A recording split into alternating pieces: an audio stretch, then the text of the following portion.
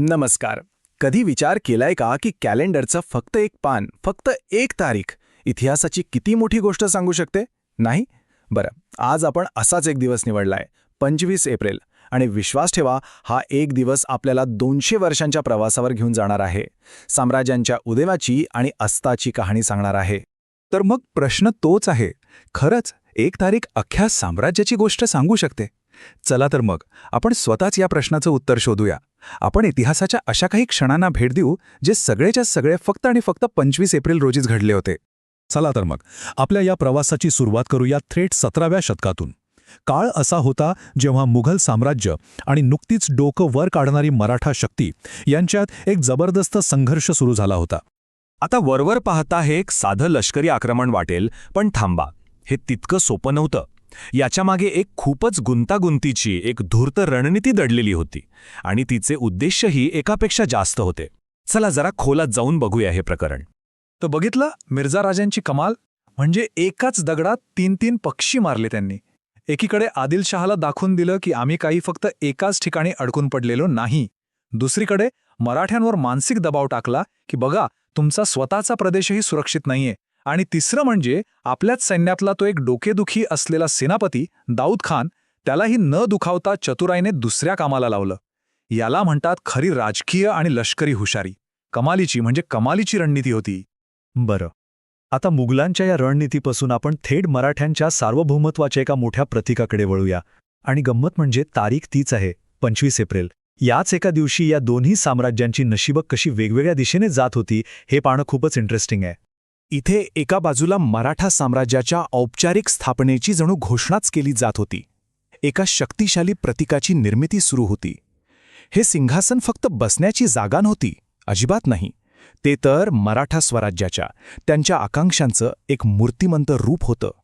जरा विचार करा, 144 किलो शुद्ध सोनं, म्हणजे आजच्या भाषेत बोलायचं तर कोट्यावधी रुपये. हा आकडा फक्त सिंहासनाचं महत्त्व सांगत नाही, तर त्यामागे उभे असलेल्या मराठा साम्राज्याची भव्यता, त्यांची महत्वाकांक्षा किती मोठी होती याची एक ठोस जाणीव करून देतो. आणि यात अजून एक गंमत आहे. मूळ नोंदींमध्ये ना 32 मण सोनं असा उल्लेख सापडतो. आता त्या काळातलं गणित कसं होतं, तर 1 मण म्हणजे 16 शेर आणि 1 शेर म्हणजे 24 तोळे. हे असे छोटे छोटे तपशील आपल्याला इतिहासाच्या अजून जवळ घेऊन जातात, नाही का? पण इथेच कथेला एक जबरदस्त ट्विस्ट मिळतो. फक्त 15 वर्षांनंतर ज्या मराठा साम्राज्याच्या शक्तीचं प्रतीक ते सोन्याचं सिंहासन होतं ना, तेच साम्राज्य आता एका भयंकर संकटात सापडलं होतं. एका राजाला नुकतंच मारण्यात आलं होतं आणि दुसरा राजा आपला जीव वाचवण्यासाठी पळत होता. आणि हा होता औरंगजेबाचा थेट फरमान. यातली ती थंड क्रूरता आणि गांभीर्य ऐकून अंगावर काटा येतो. विचार करा, काही वर्षांपूर्वी जिथे सोन्याचा सिंहासनाचा उत्सव साजरा होत होता, त्याच्या अगदी उलट हे युद्धाचं एक भयानक, क्रूर वास्तव होतं, जिथे प्रत्येक क्षण म्हणजे मृत्यूशी झुंज होती. पण इतका जीवघेणा पाठलाग सुरू असूनही मराठे खचले होते का? अजिबात नाही. उलट त्यांनी आपल्या खास गनिमी काव्याच्या जोरावर असा काही अविश्वसनीय प्रतिकार सुरू केला होता आणि त्यांना यशही मिळू लागलं होतं. आणि ही घटना तर याचंच एक उत्तम उदाहरण आहे. मराठ्यांचे हल्ले किती परिणामकारक होते आणि त्यामुळे मुघलांना कसा अपमान सहन करावा लागत होता हे यातून स्पष्ट दिसतं. विचार करा, त्यांनी थेट एका मोठ्या मुघल सरदारालाच उचललं होतं. आणि खंडणी किती मागितली? तब्बल 1,00,000 होण. अहो, त्या काळात ही इतकी मोठी रक्कम होती की त्यात एक छोटंसं सैन्य उभं राहिलं असतं. यावरून त्या सरदाराचं महत्त्व तर कळतंच, पण मराठ्यांचा आत्मविश्वास किती वाढला होता आणि मुघलांवर किती मोठा आर्थिक ताण येत होता हेही स्पष्ट होतं. ही जी विनंती आहे ना, ती थेट औरंगजेबापर्यंत पोहोचली होती. जरा कल्पना करा, एका बलाढ्य मुघल सरदाराचे लोक त्याची सुटका करण्यासाठी अक्षरशः आपले हत्ती, घोडे, सगळं सामान विकून पैसे गोळा करत होते. हे चित्र म्हणजे मराठ्यांच्या वाढत्या वर्चस्वाची जिवंत कहाणीच आहे. चला, आता जरा वेळेत एक मोठी उडी मारूया थेट पुढच्या शतकात, कारण या 100 वर्षांमध्ये सगळंच बदलून गेलं होतं. आता भारतातल्या अंतर्गत संघर्षांची जागा एका नवीन, बाहेरून आलेल्या शक्तीने घेतली होती. आणि याचसोबत आपण आपल्या कथेच्या दुसऱ्या भागात प्रवेश करतोय. आता मैदानात एक नवा आणि सगळ्यात प्रभावी खेळाडू उतरला होता, आणि तो म्हणजे इंग्रज. आणि त्यांच्या येण्याने ना सत्तेचे सगळे नियमच बदलून गेले.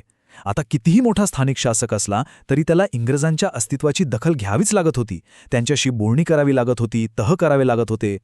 हा तह खूप महत्वाचा आहे, कारण या एका तहाने उत्तर भारतातल्या सत्तेचा नकाशाच जणू नव्याने आखला गेला. आणि हे सगळं फक्त तलवारीच्या जोरावर झालं नाही, तर त्यामागे लष्करी ताकदीचं पाठबळ असलेली एक धूर्त मुत्सद्दीगिरी होती. म्हणजे बघा, ताकदीसोबत बुद्धीचा वापर हेच इंग्रजांच्या यशाचं खरं रहस्य होतं. बरं, आता आपण आपल्या या कहाणीच्या अगदी शेवटच्या टप्प्यावर आलो आहोत आणि हा टप्पा आपल्याला पुन्हा एकदा मराठा साम्राज्याच्या हृदयात म्हणजे रायगडावर घेऊन जातोय. पण यावेळी त्याचा तो अटळ शेवट पाहण्यासाठी. ही काही साधीसुधी लष्करी कारवाई नव्हती, अजिबात नाही. हे जे टार्गेट होतं ना, ते खूप प्रतिकात्मक होतं. हा हल्ला थेट मराठ्यांच्या अस्मितेच्या केंद्रस्थानी होता. आणि ही तुलना तर बघा, हे चित्र सगळं काही सांगून जातं.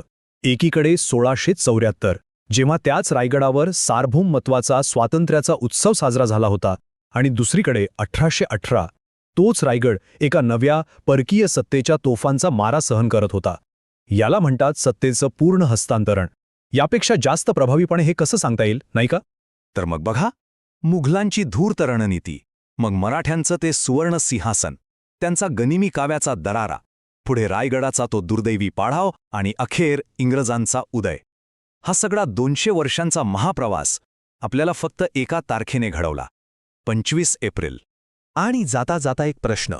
जर कॅलेंडरचं एक पान, एक तारीख इतका मोठा, इतका नाट्यमय इतिहास सांगू शकते, तर मग भविष्यातले इतिहासकार आजच्या आपल्या तारखांबद्दल काय लिहितील? कधी विचार केला याचा?